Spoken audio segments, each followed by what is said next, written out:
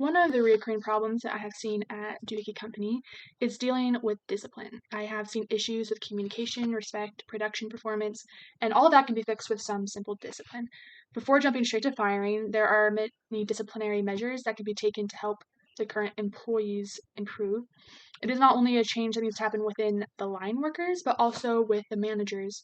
The great thing with implementing disciplinary measures is that it doesn't cost a penny for the company. All it takes is some time, discussion to make decisions and inform the line crew. In some studies, discipline has actually been shown to impact performance up to 31.1%.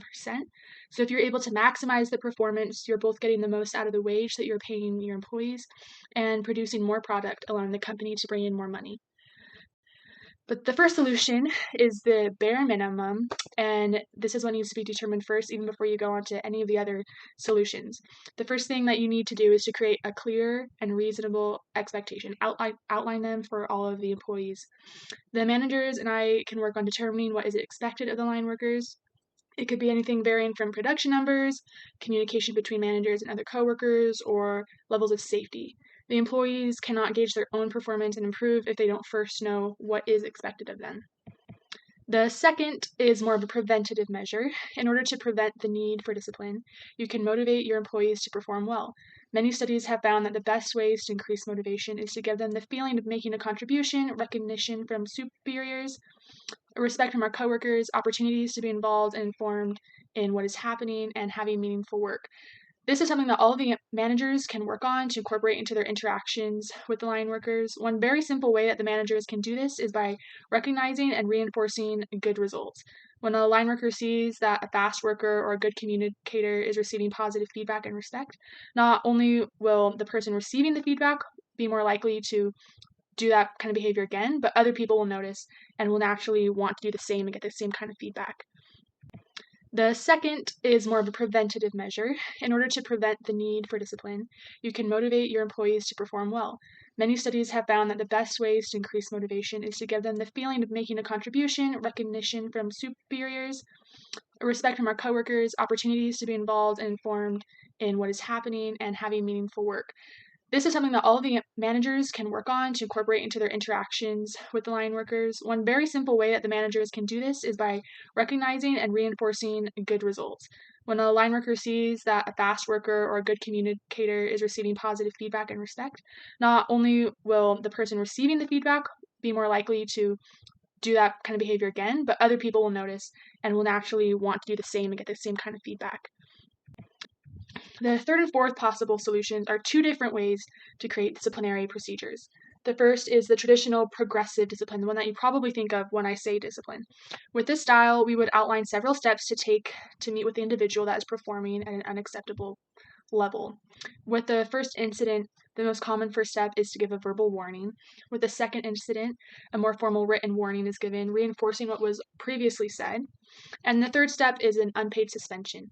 The purpose of the unpaid suspension is to show the employee that you are serious and that a change really is needed. If a fourth incident occurs and a change hasn't happened, termination is the last step.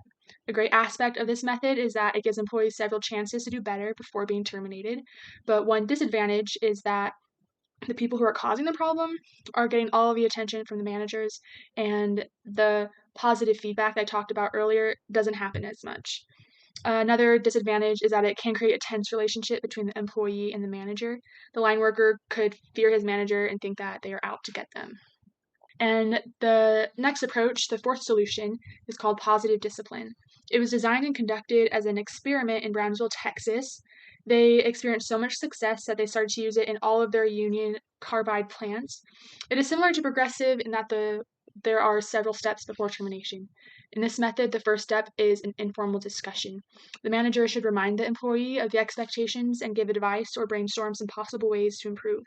If the employee fails to improve, a written reminder and possibly a second meeting is needed. If the problem continues, then a paid suspension is given.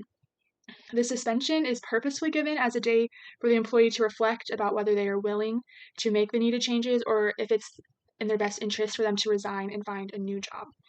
When the employee returns after the suspension, they discuss their choices with their supervisor. If they choose to stay, a plan for an improved behavior needs to be made, and the employee needs to commit to it. If the issue still persists, then termination is the final step. The advantage of this kind of positive discipline is that the goal is to help the employee improve. That is the ultimate goal, and we try to achieve this through coaching and advising, not solely through calling them out for not meeting the expectations. And also, but no matter the approach chosen, it is necessary that the managers receive training on how to properly enforce and carry it out.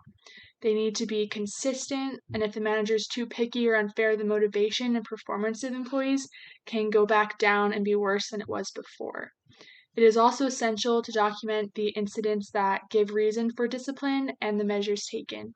If an employee was to sue, these documents can be used to protect the company against accusations of unlawful dismissals. And at first, enforcing these kinds of formal disciplinary procedures may not be welcomed by all of the line workers and employees. Although the managers and owners of the company are frustrated with the performance levels, the environment of the factory is fairly relaxed. There are no expectations that are being enforced, and if this was to change, not everyone would welcome the pressure to increase their performance. If employees are given enough time to improve and meet the clear expectations and are recognized for their efforts, they will find more fulfillment out of their job, and the company will have increased production and greater customer satisfaction in the long run.